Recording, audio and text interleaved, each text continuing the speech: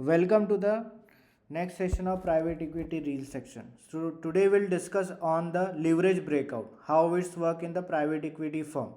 So LBO involves buying a company using the most borrowed money with the company asset as collateral.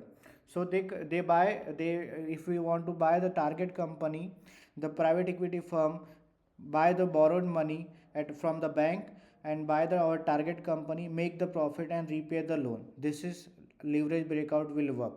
So how it's work? It is a ultimate strategy for making billions. PE fund mostly borrowed money to buy company, improve them and sell them for the huge profit.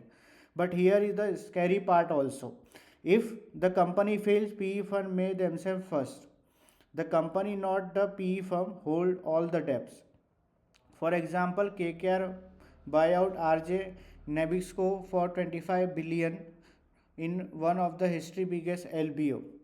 Would you buy a business with 90% debt? Comment smart or risky. So debt finance boycott is a higher profit but same side riskier also.